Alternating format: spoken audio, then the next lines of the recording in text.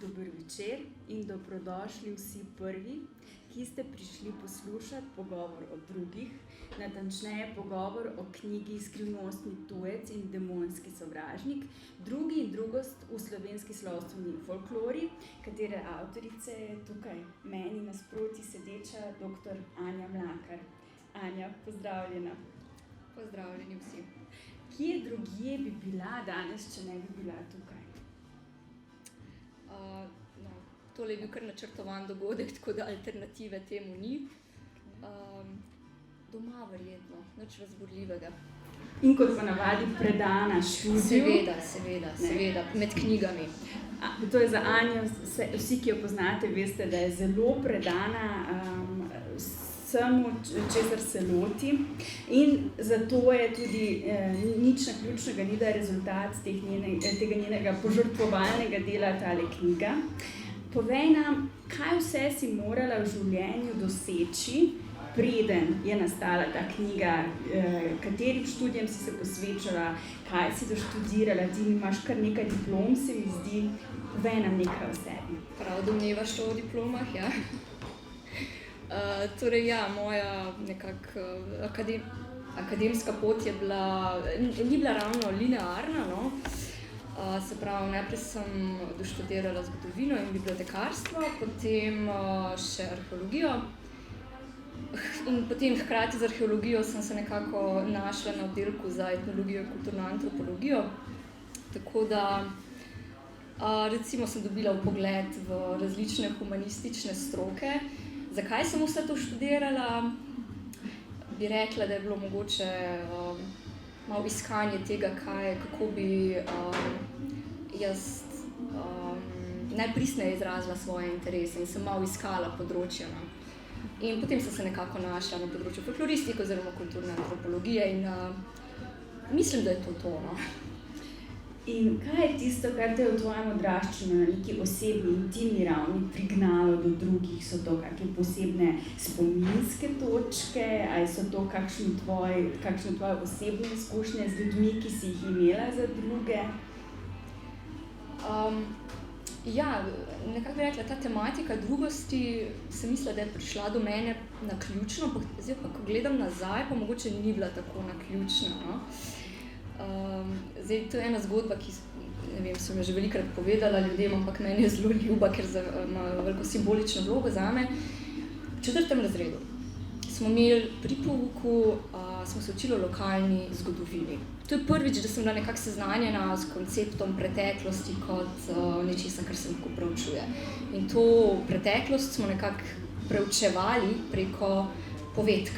Nisem vedela, da so to povedke takrat, ampak sem doživela nekaj, kar ni bilo primerljivo z ničemer drugim in takrat se je rodila obsesija, ki še vedno traja, ne.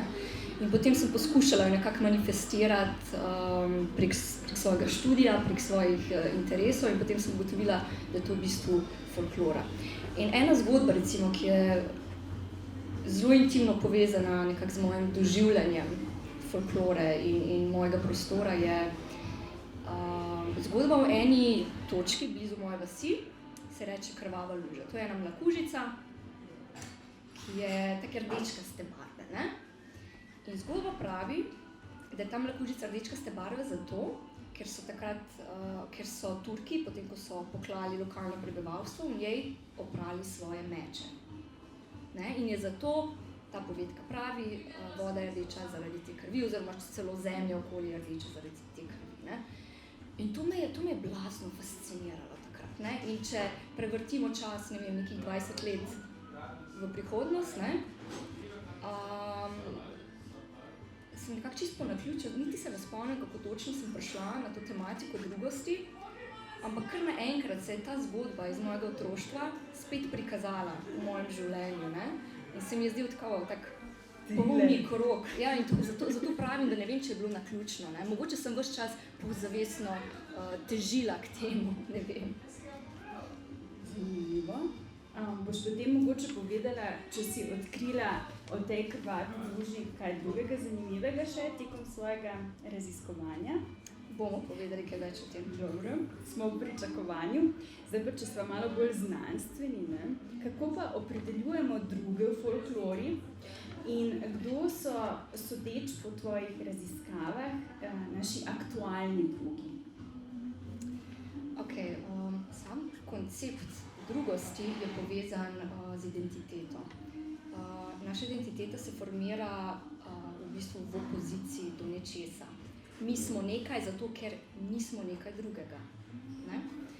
In ta drugost se manifestira na različne načine. V bistvu imamo veliko drugih v svojem življenju in se ti drugi spreminjajo, njihova pomembnost se spreminja. Recimo v otroštvu so naši pomembni drugi, naši starši, odrasli. Potem postaja identiteta in percepcija sveta kompleksnejša in odkrijemo, ne vem, religiozno drugost, nacionalno drugost, poklicno drugost. V bistvu skozi življenje so nam pomembne različne identitete. In seveda, ker je ta koncept drugosti identitete tako neizmerno prisoten ves čas našega življenja, se seveda manifestira tudi v folklori. Folklora takšna, sama po sebi je odraz naših vrednot, prepričanj, želja, strahov. In tudi v folklori, v različnih izraznih oblikah folklore se pojavlja ta drugost. Ne? Recimo nekaj čist tipičnih lastnosti drugega v folklori, recimo pripovedni folklori. Je drugemu pripisan recimo drugačen, neprijeten vonj, določene fizične posebnosti, mogoče nadnaravne sposobnosti, demonskost celo, v bistvu veliko negativnih lastnosti, če tako gledam. Ne? In tudi pri mojih raziskavah, pri moji raziskavi se je pokazalo to, da so določene lastnosti zelo tipične za drugega, ne? Kar seveda ni naključje, ampak je posledica tega mehanizma drugačenja, ki je v bistvu zelo podoben ves čas, akteri se pa seveda spreminjajo. In to si čudovito prikazala v tej svoji imenitni knjigi, kjer pravzaprav je razdeljena na 3 druge. Ne?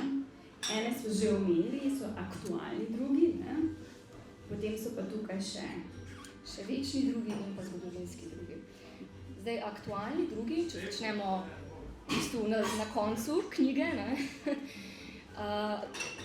Aktualni drugi v bistvu o tem imamo v bistvu dejansko najmanj zapovedati. Razlog je pa to, ker v Sloveniji področje sodobne folklore je še v povojih, recimo. Ne? In jaz sem se osredotočala na že zbrane zbirke teh folklornih pripovedi in povedk o sodobnih tujcih je v bistvu malo. Kar se je pokazalo je, da je danes ta drugost povezana recimo s hrano. Ne?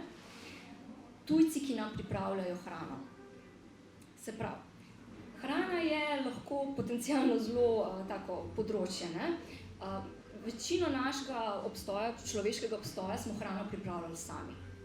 Zdaj smo pa to pomembno nalogo delegirali enemu tujcu, ne? In je vedno tako malo, a je ta hrana v redu, ne? In posledično se ti strahovi nekako manifestirajo v določenih stereotipih o teh tujcih, ki nam pripravljajo to hrano, recimo posebej Kitajci v kitajskih restauracijah ali pa te kebabi in te zadeve, ne? Ker so velikokrat tujci zaposleni, ne? In potem njim te strahove pripisujemo na način, recimo, da ne vem, vzdržujejo slabo higieno in takšne zadeve in da nam namerno poskušajo uničiti hrano, jo kontaminirati.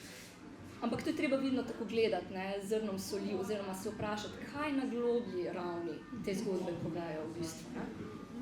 In kaj povejo? Da nas je strah, če nam kdo drug pripravlja hrano. Ne. To je v bistvu ena razlaga. No. Meni se zdi kar smiselno. No. Je pa tako, ne, strah pred tujcem in drugim, oziroma to bomo malo kasneje mogoče definirali, kaj je razlika med tujcem in drugim. To je res en osnovni mehanizem naše psihe, ne? Tako da v bistvu ni nič nenavadnega, da to vrstne zgodbe obstajajo.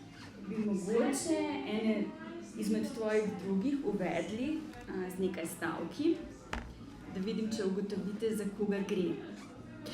Že več kot 7. rod je zamrl, pripovedujejo narodne pripovedke, kar so, se piše, divji Turki po naši dolini mandrali. Konje so imeli narobe podkovane, bilo jih je kot listja in trave.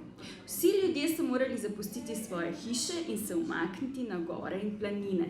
Kogar so v roke dobili, gorje si ga njemu, ne boj se, in glava je odletela. Kaj praviš na to? Jaz bi rekla, da govori o Turkih.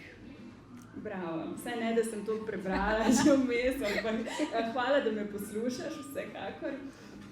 A boš kaj rekla o Turkih, ki so kakšne sorte drugih in pa mogoče, da poveš še, kakšni so bili tvoji kriteriji pri izbiri na trojno delitev, se pravi večnih, zgodovinskih in aktualnih. Pa kakšne so povedke, ki si jih izbirala? Če mogoče začnem kar s tem, kako sem naredila te kategorije, ki so v bistvu precej arbitrarne kategorije. Torej ja, jaz ko sem začela s to raziskavo, nisem točno vedela, katere druge bom izbrala. In potem sem se nekako iz čisto pragmatičnih razlogov, temelječih predvsem na številčnosti povedk, odločila za določene tujce. Seveda nisem upoštevala vseh, jih je še veliko več. Ampak ja, nekako sem jih potem razdelila na te 3 kategorije. Zgodovinski drugi so zame drugi, ki izhajajo iz slovenske preteklosti, recimo, ki so bili na neki točki na našem prostoru in so bili v bistvu, so imeli vlogo napadalcev. Se pravi, in v to kategorijo sem uvrstila Turke, Napoleone Francoze in v manjši meri Hune. Kot večne druge sem opredelila tiste druge, s katerimi v bistvu sobivamo na slovenskem ozemlju že stoletja, ampak hkrati jih ne dojemamo kot člane naše skupnosti. In sem uvrstila Rome in Jude. Kot aktualne druge sem pa v bistvu med aktualne druge sem pa uvrstila tiste druge, ki se pojavljajo v sodobnih povedkah. Torej ja, potem Turki, ja, se pravi, Turki spadajo v kategorijo tako imenovanih zgodovinskih drugih. Turki so mi zelo pri srcu. Že zaradi te krvave mlake? Ja. Pa ne, pokazalo se je tekom raziskovanja neizmerno bogatstvo v teh zgodbah, ki so navidezno zelo preproste. Večina jih govori o tem, kako so Turki prišli, nekaj napadali, izropali, pobili in šli.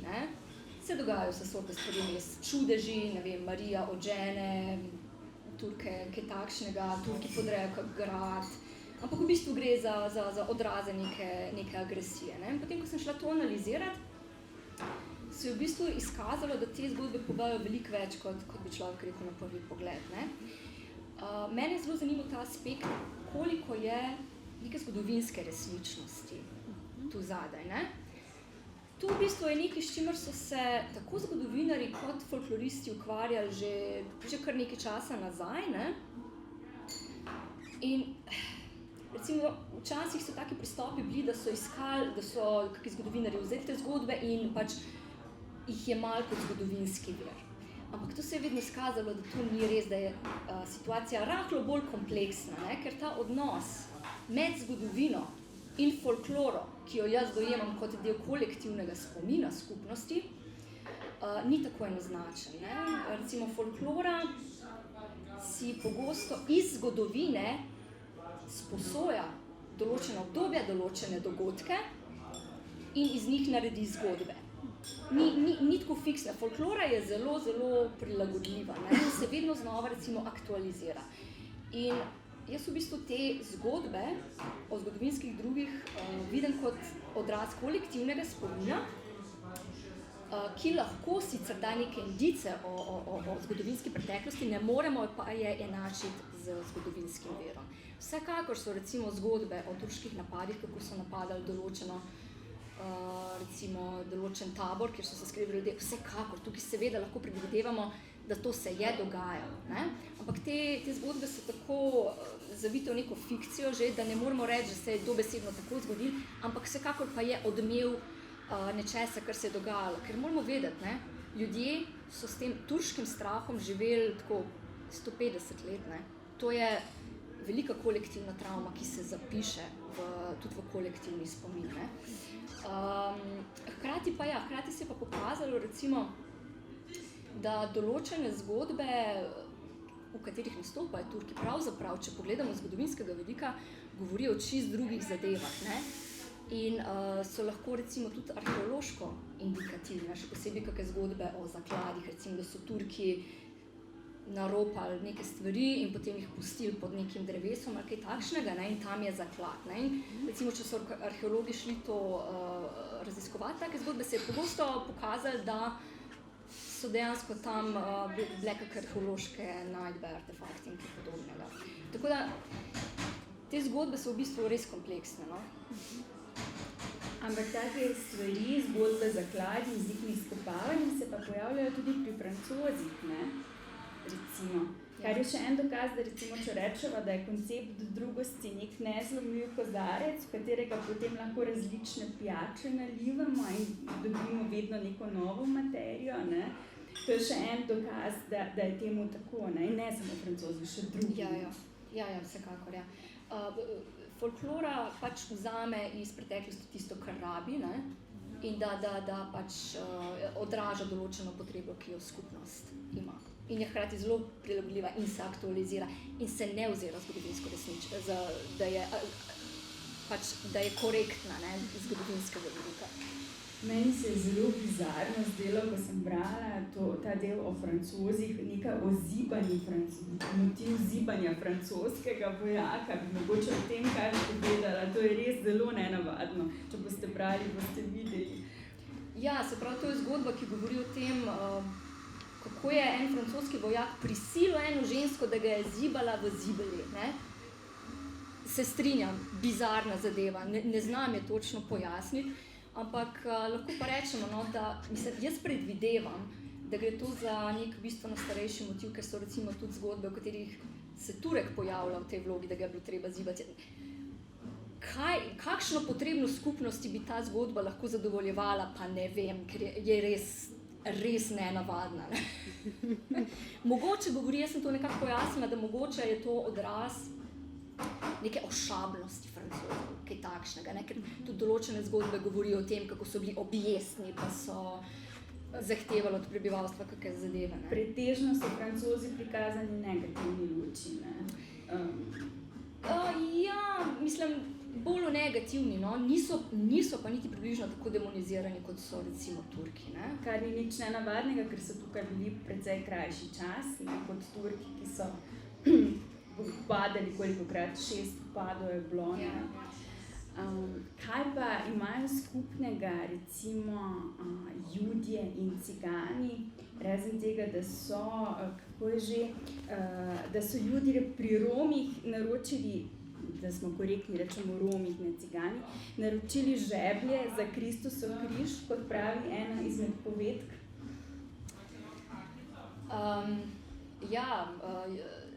Romi in Judje v bistvu na prvi pogled nimajo nič skupnega, ampak če gledamo z vidika nas, ne, naše skupnosti, jim je skupno to, da so bili dalj časa naseljeni na našem področju in da so imeli ljudje vsakodnevno kontakte z njimi, ampak hkrati pa niso bili naši, ne, so bili vedno nekje na robu, vedno popolnoma nerazumljeni in precej demonizirani tudi. Ne? In je zelo zanimivo za folkloro, ko si to omenila, te žeblje, ne? Da se meša, mislim, da se vzame neke svetopisemske motive in se jih aplicira na te tujce. Ne? Ja, recimo, to sem se spomnila, Judom in Romom je skupno pač neko vandranje po svetu, ne stalnost. Ne? To so te zgodbe o potujočem Judu, ki je bil kaznovan, ker tako, kaznovan na večno romanje po svetu. Ne? Romi pa tudi, ne, pač nestalno naseljeni, in ta nestalna naseljenost je bila vedno trn v peti ljudem, ne? Pač, ker to je zelo drugačno. Ne? In se recimo te lastnosti pojasnjujejo z tega kvazi bibličnega vidika, ne? Da so recimo Judje Romi morajo vandrati po svetu zato, ker sveti družini, ko je iskala zatočišče, tega niso ponudili, ne? In jih je Bog kaznoval. Ne? Spet te svetopisemske motive. Je pa vsekakor, no, skupno jim je to, da jih ljudje, okoliški ljudje niso jih razumeli sploh, ker so bili tako skrajno drugačni, Romi verjetno zaradi tega svojega nomadstva in tukaj pride to čisto primarno, kar si na začetku omenila, von tudi upoštev, ne? Da so drugačni, da imajo drugačen von. Ja. Von je ena taka dosti indikativna stvar v folklori, ne? Oziroma tudi na splošno, ne samo v folklori, da se drugemu pripisuje drugačen von. Večinoma tako slab von, ne? Neprijeten von, lahko pa tudi dober von. Ne? Recimo, vem, da hudič je včasih, so rekli, da smrdi po žveplu, ali pa kaj takšnega, ne. Se pravi, slab von je skoraj enako slab človek, ne. So pa recimo nekaterim neškodljivim skupinam ljudi pripisovali pa prijeten von, recimo devicam, materam in takim, ne. Pač ja, von je vsekakor en delitveni faktor lahko, ne. Mogoče, če še malo to opredeliva drugost, tujost, ne? Kaj so prej nakazali, kaj je tisto, kar po tvojem opredeljuje tujost in kaj je tisto, kar opredeljuje drugost, kakšne so razlike v vonju ali še v čem?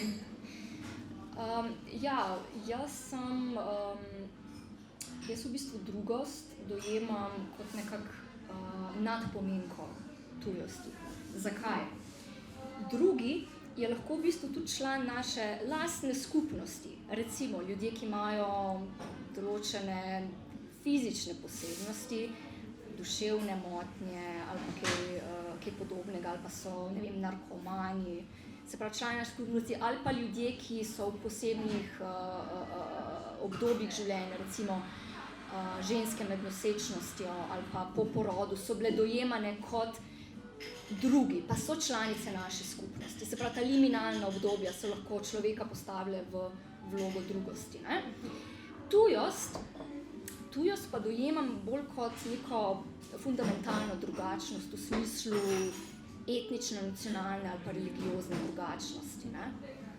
Tako da to bi bila ta razlika. Drugi je lahko v bistvu tudi nekdo od nas, vsaj za nekaj časa. Ne? Tuji je pa pač tuji.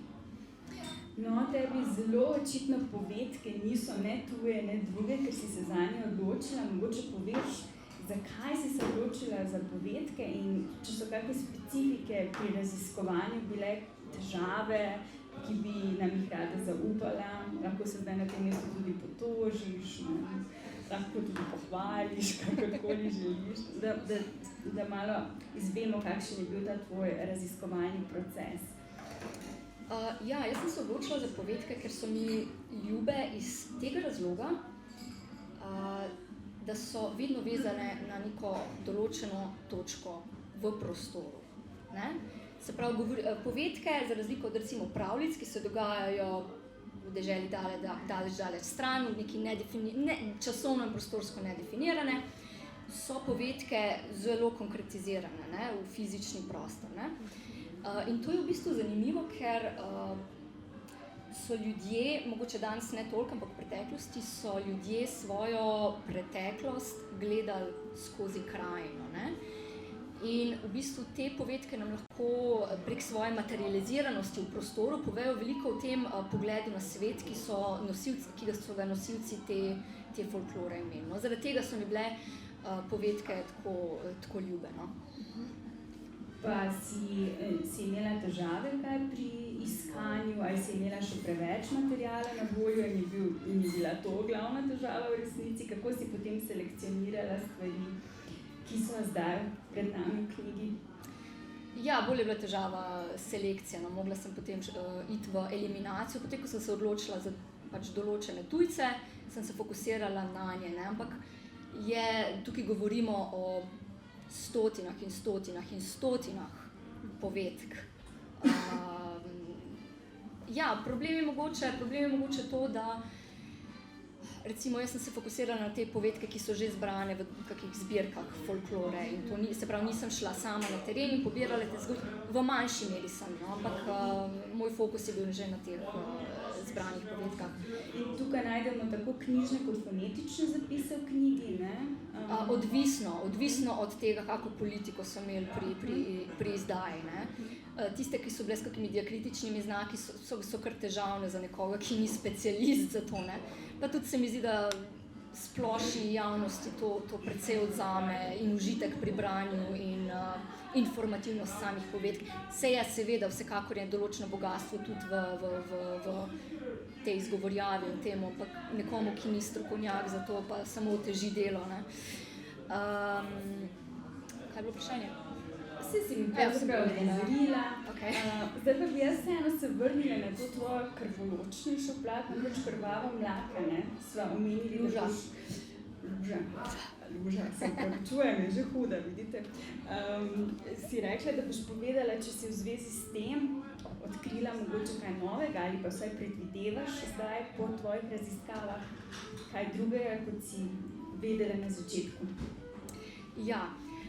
Mogoče je bilo malo razočaranje to, da sem videla, da ta zgodba v bistvu ni nič posebnega, ne? Da takih zgodb je na desetine, se pravi, te zgodbe so razlagalne povedke v bistvu, ne? Te povedke razlagajo recimo določene značilnosti fizičnega prostora ali pa kako je nekaj nastalo in kaj podobnega, ne? In to vrstnih zgodb, kot je zgodba o tej moji luži, je v bistvu ogromno, ne. Ljudje so zelo, zelo radi pojasnjevali te značilnosti v svojem fizičnem prostoru prek zgodb o Turkih, ne. In v bistvu tukaj v takih zgodbah iskati zgodovinsko resničnost pač nima smisla, ne. Je pa vsekakor zanimivo to, ne, da so zbrali ravno Turke, ne. Ampak jaz sem prepričana v to, da še pred turškimi upadi, ne, da so ljudje tudi imeli že zgodbo, zakaj je ta voda rdeče barve, ne. Sam pač niso bili Turki not, ampak je bil pa nekdo, ki je bil v tistem trenutku aktualen. Ampak ljudje vedno težimo k temu, da pojasnimo svoj prostor, ker s tem, ko ga pojasnimo, ga na nek način usvojimo, ukrotimo in je naš. In zdaj, ko je prva knjiga ukročena, imaš mogoče načrte že za drugo? Zdaj še počivam po prvi, kar se knjig tiče. So pa vsekakor ideje, kaj bi lahko počela v prihodnje. Zdaj moj fokus mogoče na malo drugačnih tematikah, recimo spol, seksualnost, karneval, religija in takšne zadeve. Ti si trenutno bila v Bratislavi, se mi zdi, si nekaj raziskovala, pa vidim, ne? Mogoče nam še o tem kaj malo zaupaš. Ja, zdaj sem na tej težki akademski poti, ne stalni. Zdaj malo hodim po svetu, ne? Tudi izgnana kot, ne vem, tako kaznovana. Pač iščem svojo priložnost, no. Iščem nek kotiček, kjer me bodo vzeli za svojo, no. Svojo lužo. Svojo lužo iščem, ja. A smo mi zdaj povedali, kje ta slavna luža sploh je, sva definirali, kje točno? Ne vem, če smo definirali. Ja, zanima, bi radi izvedeli. Ne! Zgodba! A boš povedala? Ta zgodba o mlakuži, nisem jo povedala. Ne, mislim, kje? Če boste kdaj obiskali mojo domačo vas, ki se reče Rovišče, tudi lahko povem, zakaj se reče Rovišče, ste vabljeni približno 500 metrov stran na en hribček, kjer je bila svoj čas železnodobna naselbina in vam z veseljem pokažem to slavno krvavo lužo. Moja vas, Rovišče, se pa imenuje Rovišče zato, ker so v času turških upadov so se ljudje skrivali v rove pod vasjo in še danes se imenuje Rovišče. Tako da, mislim, a je naključje? Ni naključje. In preden preidemo k rubriki Razno, se pravi, kjer sledijo vaše vprašanja, mogoče samo, če bi lahko rekli za konec, zgodovino pišejo zmagovalci, Če bi lahko rekli, o drugih pa pišejo prvi. Je temu tako? Absolutno je temu tako. Drugi ne govori s svojim glasom, drugi nima svojega glasu, o njem vedno govorimo mi in zaradi tega v bistvu te zgodbe povejo več o nas kot o njih. Slišali ste Anjo prvo, ki jo lahko vprašate karkoli, vidve pa morava še povedati, da lahko knjigo tudi kupite in to po klubski ceni. Kaj to pomeni, boste izvedeli pri Gospodični za blagajno. Jaz se vam zahvaljujem, da ste danes prišli, tebi, da si me prenašala, da si bila moja prva in jaz tvoja druga. Ti si vedno prva. Ok, bomo videli potem. Skratka, hvala vam. Če ima kdo kakšno vprašanje, dobrodošli. Ja, seveda. Jaz imam eno zelo preprosto vprašanje. Čeprav razumem, zdaj ne vem, če smo imeli kakšnega dobrega drugega. Namreč velja recimo za očesa, velja, da kadarkoli se pojavijo, so zla očesa, nikoli ni dobrega očesa. V ne literaturi, ne v pripovedkah, pa me zanima isto z drugimi, oziroma s tujci. Ne, lahko so tudi pozitivni. Recimo se zelo na te negativne aspekte fokusirali, ker jih je pač največ. Ampak ja, če je nek tujec takšen, da nas ne ogroža, imam lahko čisto dobro mnenje o njemu, ne? Oziroma ne vem, kdo bi bil trenutno to. Mislim, zanimivo je, ker razpravo ste začele o starših. To so, zdaj mešamo ta dva pojma, drugi in tujci, ampak razpravo ste začele o starših. Starši so ti zagotovo dobri, drugi, ljubimo jih in tako naprej, radi jih imamo. Potem pa vsi ostali drugi so imeli pa to značilnost zlobe ali pa nekoga, ki je slabi drugi. No?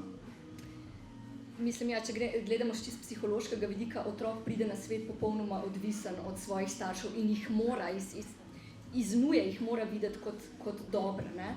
Ampak potem, ko razširja svoje obzorje, ko dobi določeno znanje, ko dobi stike z drugimi ljudmi, lahko pa naredi določene nijanse v svoji percepciji teh ljudi. Ne? Ampak ja, pač pridemo na svet odvisni od staršev. Ne? Ampak ja, dejansko niso vsi tujci vrednoteni negativno. Določeni so vrednoteni čisto neutralno, recimo, kaj menimo o, ne vem, Nizozemcih. Nimamo nekega blazno posebnega mnenja o njih, ne čutimo se ogroženi od njih, kvečemo jih, imamo za zgled ali kaj takšnega. Ne? Ampak je pa, se mi zdi, v naši naravi, da vse, kar je tuje, vse, kar ne poznamo, avtomatsko nekako dojemamo kot potencialno nevarno. Pač tako je. Mislim, meni pridete na pamet vsaj dva dobra tujca, po mojem.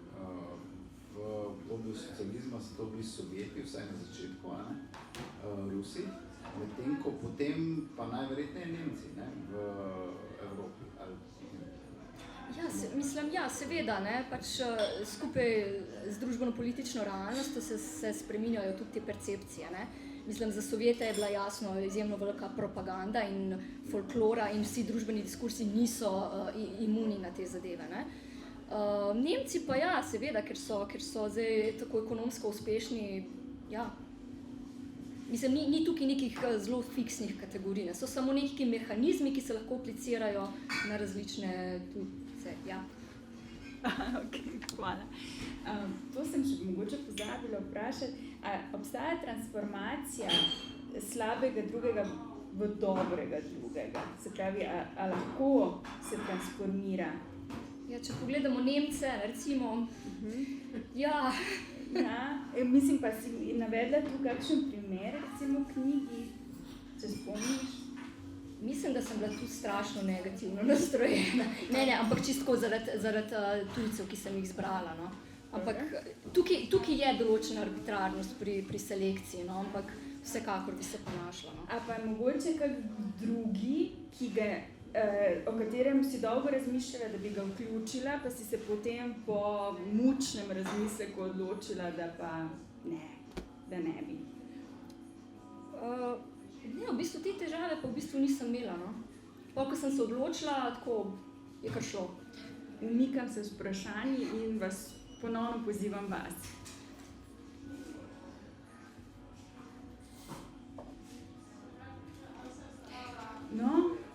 vprašanj. Se še enkrat zahvaljujem in predlagam, da se pomaknemo v drugi kotiček. Ja, okay. Hvala vsem, da ste prišli, hvala Sari, da je tako profesionalno izpeljala tole. Tako da zdaj pa vabljeni. Lahko beremo skupaj povedke.